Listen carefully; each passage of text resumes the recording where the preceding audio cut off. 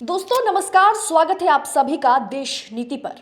दोस्तों, मोदी और अडानी का खेल फिर एक बार शुरू हो गया है और इस बार ये खेल बहुत बड़ा आकार ले सकता है। भारतीय जनता पार्टी एक से बढ़कर एक चुनाव मशीनरी के दम पर जीतती चली जा रही है, चाहे वो वोटिंग मशीन हो या मशीनरी यानी चुनाव आयोग के सहारे हो। बीजेपी एक से बढ़कर एक चुनाव राज्य एंड केंद्र प्रकरण जीतती चली जा रही है और मोदी और अडानी के बीच संबंध और गहराता चला जा रहा है। एक से बढ़कर एक प्रोजेक्ट अडानी को फिर से मोदी सरकार सौंपती चली जा रही है। विपक्ष ने साफ तौर पर कह दिया, अडानी महाघोटाले का उजागर होगा, इस मुद्दे पर सदन में हंगामा होगा, हम इस पर बात करेंगे, तभी जाकर के सदन हम चलने देंगे। राहुल गांधी अडानी के मामले में सदन से दूरी बना के रखे हैं क्योंकि सदन में अडानी के मुद्दे पर बात करने की परमिशन नहीं दी जा रही है। आखिर वजह क्या है? अडानी के खिलाफ अमेरिका में तांडव मचा हुआ है, तहलका मचा हुआ है। अडानी के खिलाफ मामला चल रहा है अमेरिका में, उन पर गंभीर आरोप लगाए जा रहे हैं और उसी ग्रुप को, उसी व्यक्ति को हमारे देश में सरकारी प्रोजेक्ट पे प्रोजेक्ट सरकार दे रही है। वजह क्या है? और इस पर सरकार चुप्पी साध कर बैठी हुई है। सुप्रीम कोर्ट, हायर अथॉरिटीज इस पर बात करने को राजी नहीं है। सुप्रीम कोर्ट तक मामला अगर पहुंचता भी है तो उसे रफा दफा कर दिया जाता है।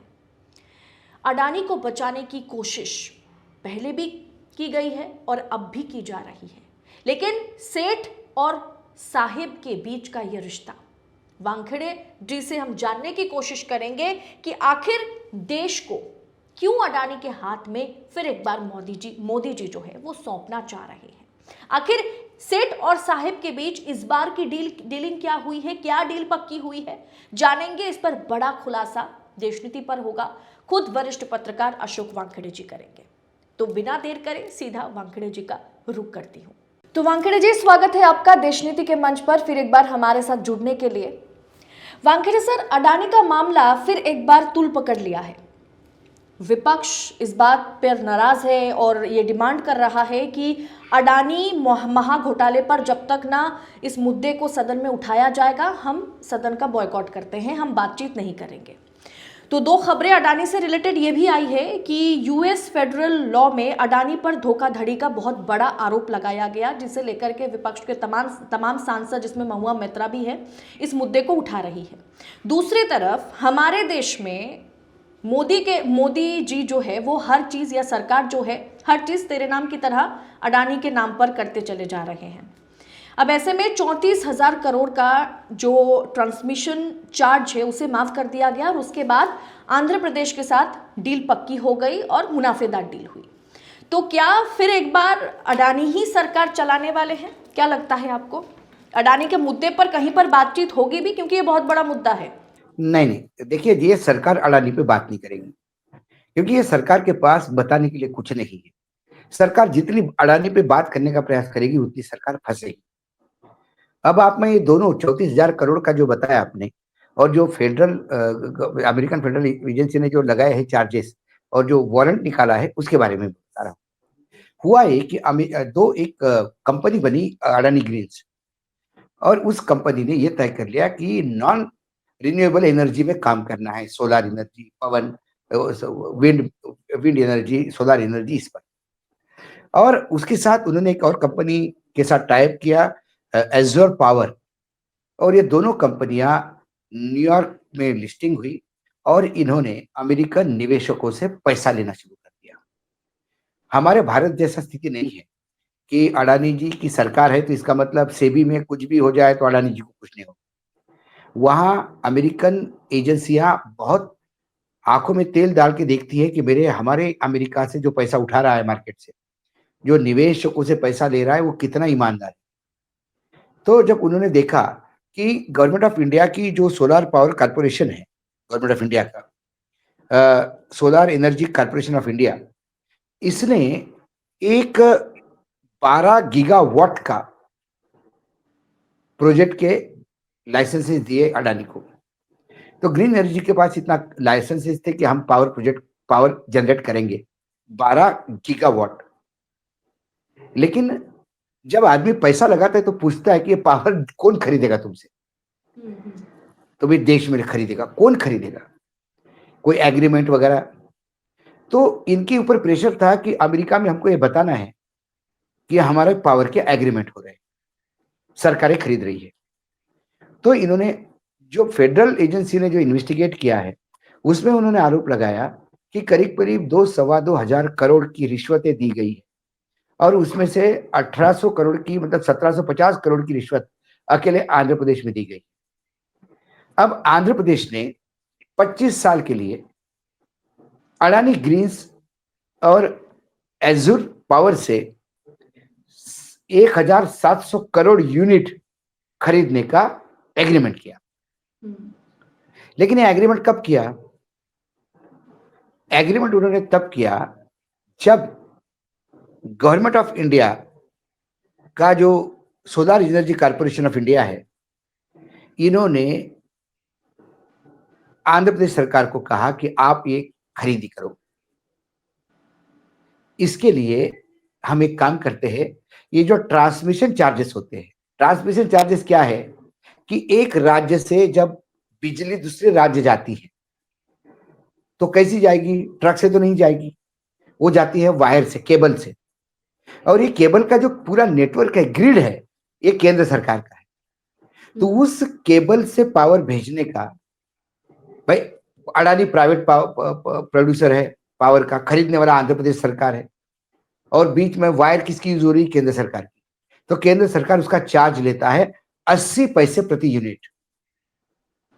तो जो एग्रीमेंट हो गया आंध्र प्रदेश सरकार से, उस हिसाब से हर साल 1360 करोड़ रुपए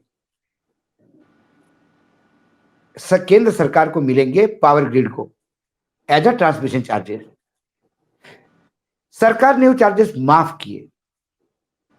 25 साल के लिए एग्रीमेंट है, तो ये 34,000 करोड़ का मामला होता है, क्योंकि ये चार्जेस माफ करने के बाद ही आंध्र प्रदेश सरकार ने बिजली खरीदी करने का तय किया। क्योंकि जो आंध्र प्रदेश सरकार को जो बिजली 2 रुपए 49 यूनिट पे मिलती है पैसे, वो 80 पैसे जुड़ने के बाद 3 रुपए 29 यूनिट पे होती। तो वो 80 पैसे सब्सिडी समझो केंद्र सरकार से। अब जब ये स्कैंडल आ गया कि भाई सिर्फ इन 2 कंपनियों के लिए क्यों, बाकी कंपनियों के लिए भी करते, सारे पूरे देश में एक कानून बना देते कि नॉन रिन्यूएबल एनर्जी जो है, चाहे विंड मिल हो, चाहे विंड पावर हो, चाहे सोलर पावर हो, इसके ट्रांसमिशन चार्जेस नहीं लगेंगे। तो हम समझ में आता है। लेकिन ये सिर्फ ट्रांसमिशन चार्जेस माफ सिर्फ अडानी ग्रीन के लिए और उनके द्वारा नियंत्रित अवसर पावर के लिए क्यों? ये फेवर क्यों? क्योंकि अडानी को अमेरिका में ये बताना था कि मेरा पावर खरीदने वाला कोई है। इसलिए जिस दिन लेटर निकाला गवर्नमेंट ऑफ इंडिया ने, मतलब पावर डिपार्टमेंट ने, मिनिस्ट्री ने, ये 30 नवंबर 2021 को पत्र दिया और 1 दिसंबर 2021 को आंध्र गवर्नमेंट ने एग्रीमेंट किया। उस एग्रीमेंट में उन्होंने एक और जुगाड़ भी कर दिया।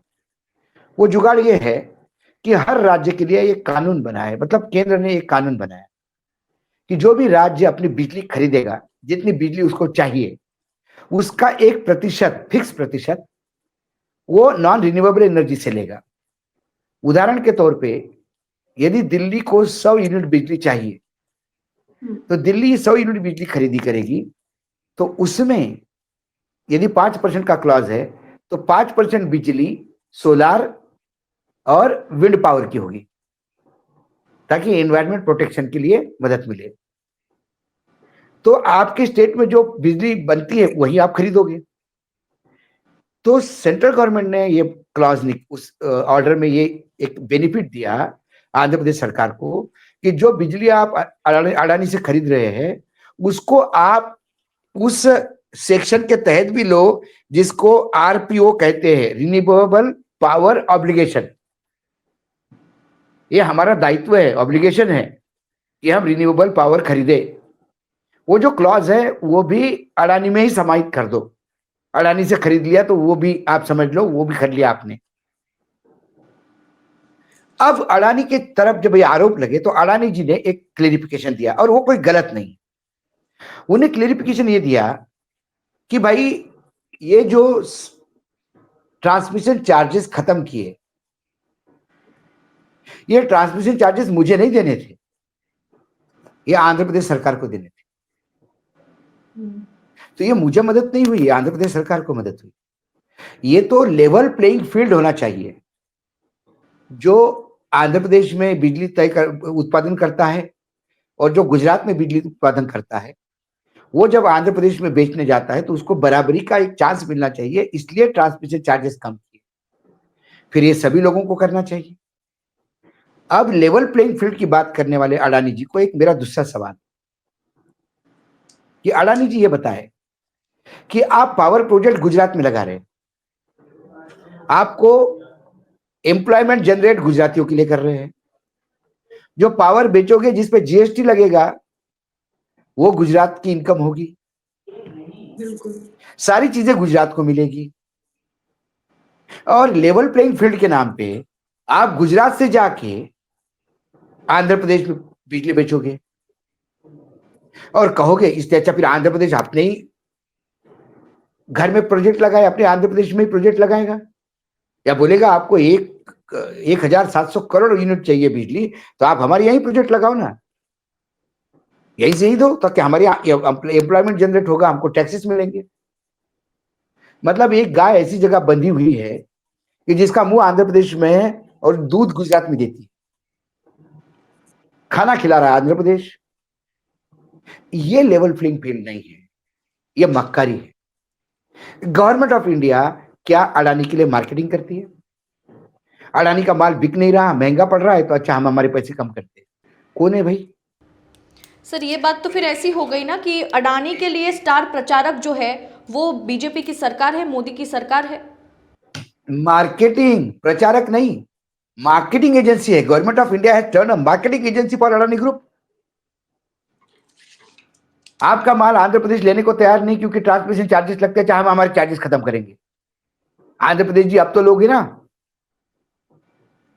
ये जो 34,000 करोड़ है वो किसका पैसा है? अदिति जी, आपका मेरा पैसा है, हमारा पैसा है। और सरकार ऊपर से विपक्ष के सवाल पर जवाब देने को भी बच रही है, और बच रही है, कई सालों से बचती आ रही है। बिल्कुल।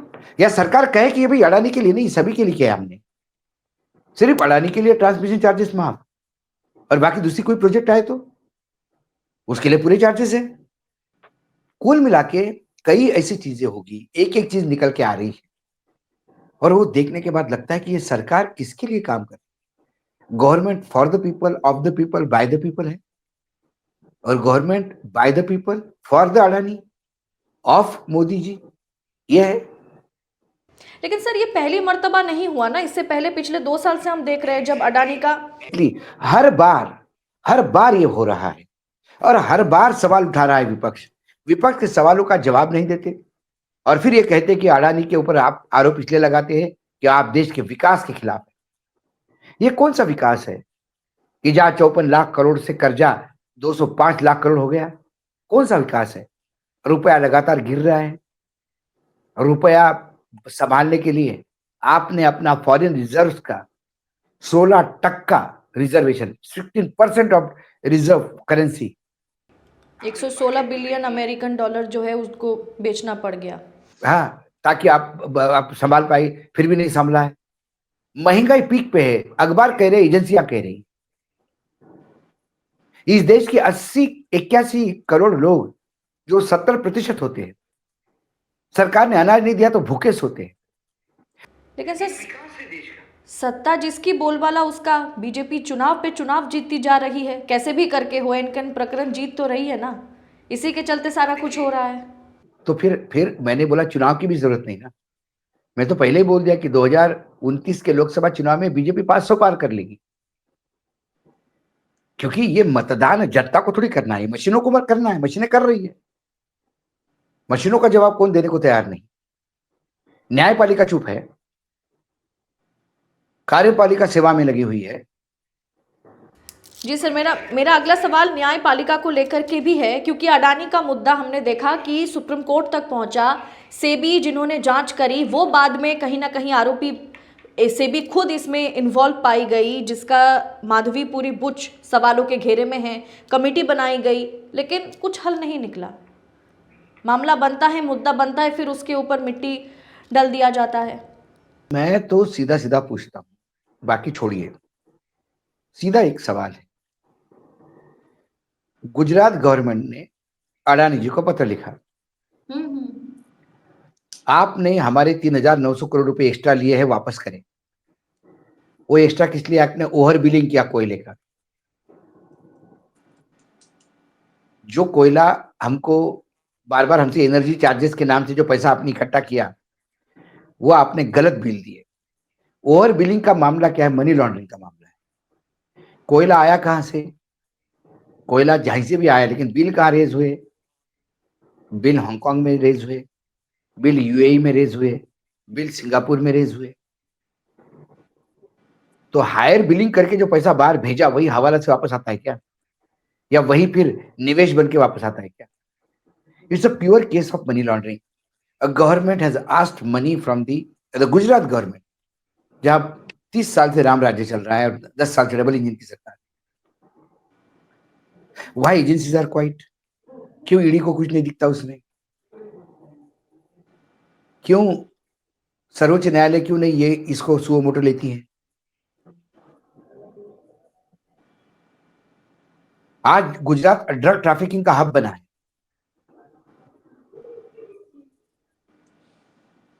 कौन है खिलाड़ी बड़े इसमें? हम सिर्फ चिंता व्यक्त करेंगे या देश को बर्बाद होते हुए दिखाएंगे? कुल मिला के चुनाव जीतना, कैसे जीते जाते चुनाव? जितने वोट पड़े उससे 5 लाख ज्यादा वोट गिने गए महाराष्ट्र में। 95 लोकसभा सीट 288 में से ये है जिसमें डाले गए वोट और गिने गए वोट में तफावत है। जिस गांव में 394 वोट है, 321 वोट गिरे, वहां 641 वोट गिने गए। उम्मीदवारों ने अपने जो वोट दिए वो उनको नहीं मिले। क्या है ये? 2024 से 2019 से 2024 में 5 साल में 37 लाख वोटर्स बढ़े, और 2024 के लोकसभा और 2024 के विधानसभा 4 महीने में 47 लाख वोटर्स बढ़े। क्या बाहर के राज्यों को आधार कार्ड ला के वोटर बनाए क्या यहां? क्या है ये स्टैटिस्टिक हमारा नहीं है, सरकार का है। क्या ये लोकतंत्र है? ये दुर्भाग्य है कि लोकतंत्र की जो आत्मा होती है वो चुनाव है, और चुनाव कराने का काम चुनाव आयोग का है, जिससे सबसे ज्यादा प्रामाणिकता की उम्मीद करते हैं। लेकिन वहां सवाल पूछने पे एक ही जवाब मिलेगा, कुछ तो लोग कहेंगे, लोगों का काम है कहना। छोड़ो इन बेकार की बातों में, क्या करें? तो सर, ये साहब और सेठ, जी, साहब और सेठ जो धंधा कहीं ना कहीं चला रहे हैं, क्या ये इसी तरह चलता रहेगा? क्योंकि 14 में घोटाले के खिलाफ लड़ाई करके ही मोदी जी सत्ता में आए थे, और अभी शायद सबसे ज्यादा करप्शन खुल्लम खुल्ला चल रहा है, लेकिन कोई कुछ कर नहीं पा रहा। मेरा फिर से एक सवाल है, 2014 के जो घोटाले हैं, 10 साल हो गए, 10 साल के बाद ये तीसरी टर्म आपकी चालू हो गई है। आपने उस 2014 के घोटालों का क्या किया? कहां है वो घोटाले? 10 साल में उन घोटालों को उजागर क्यों नहीं कर पाए? जिनको आपने सबसे ज्यादा करप्ट कहा, जिनको जेल में भेज के चक्की पिसवाने की बात कही, उन्हें आप उप मुख्यमंत्री बनाते हैं महाराष्ट्र में। कौन सा भ्रष्टाचार और कौन सी घोटाले की बात करते हैं? घोटाला, भ्रष्टाचार, ये सब पासवर्ड है सत्ता में आने के, और सत्ता में आने के बाद फलने फूलने के यही पासवर्ड फिर फलने फूलने के काम आते हैं, भ्रष्टाचार और व्यभिचार, और वही चल रहा है। सरकारें बदलती है, लोग आते हैं जाते हैं, सामान्य इंसान के जीवन में क्या फर्क पड़ता है। एक पॉलिटिकल सटायर करके, पॉलिटिक्स पे एक सटायर, मराठी में एक फिल्म आई थी सिंहासन, कभी आदित्य जी देखना, क्योंकि आप पॉलिटिकल एनालिसिस करती है। बेहतरीन फिल्म थी वो, ब्लैक एंड व्हाइट। उसमें नीलू फुले ने एक पत्रकार का किरदार निभाया और सिस्टम को देखते देखते वो पागल हो जाता है। अल्टीमेटली नीलू फुले फिल्म के एंड में एक पागल हुआ किरदार दिखाई देता है। उसमें एक सीन है कि नीलू फुले अपनी सेविंग करने नाई की दुकान पे बैठा है और नाई उससे बात कर रहा है। बोले बताओ, फाइनेंस मिनिस्टर तो छोड़ेंगे नहीं मुख्यमंत्री को, पूरी तरह से घेर रखा है, और देखना इसको इस्तीफा होगा, नया मुख्यमंत्री बनेगा। तो नीलू फुले उसको एक ही डायलॉग मारता है, बोले अरे मुझे एक बात बताओ यार, कोई भी मुख्यमंत्री बने, तुम्हारे जीवन में कभी फर्क पड़ता है क्या किसी बात का? बोला नहीं, वो बात तो सही है, हमारे को कुछ नहीं फर्क पड़ता। बोला फिर क्यों चिंता करते हो, तुम तो अपना काम करो। तो एक सामान्य इंसान को, इस देश के किसान मजदूर को क्या फर्क पड़ता है सरकार में कोई भी आए, उसके जीवन के भोग तो वो भोग ही रहा है। तो फिर अडानी और मोदी का ये जो किस्सा है ये तो फिर अमर है, चलता ही रहेगा जब तक बीजेपी सरकार में है, सत्ता में है। एक संस्कृत में सुशोभित है, अति सर्वत्र वर्जिते। अति जब हो जाता है तो वो घड़ा फूटता है। बांग्लादेश में ऐसा ही हुआ, लगातार एक ही पार्टी चुनाव जीतती रही, विपक्ष को जेल में डालती रही, कोई किसी की सुनवाई नहीं। जब आप विपक्ष को कमजोर करेंगे तो वो विपक्ष की खाली जगह पे जन विद्रोह उभरेगा। राजनीतिक दलों की जगह लोगों का आंदोलन लेगा, और उसके आगे फिर आपका सैन्य शक्ति, आपकी पुलिस शक्ति, आपकी एजेंसियां, आपके पैसे का पावर कोई काम नहीं करता। जी वानखेड़े जी, बहुत बहुत शुक्रिया आपका देश नीति के मंच पर आने के लिए, और ऐसे तमाम मुद्दों पर हम सवाल ही उठा सकते हैं, बातचीत कर सकते हैं, लोगों के सामने आईना दिखाने का काम ही कर सकते हैं। बाकी ये सरकार का ही काम है कि अडानी पर कहीं ना कहीं एक्शन फिलहाल तो सरकार लेने से रही, लेकिन कभी अगर दबाव बढ़ता रहा तो ज़रूर कुछ ना कुछ होगा। चलिए, बहुत बहुत शुक्रिया देश नीति के मंच पर सर आने के लिए, धन्यवाद आपका।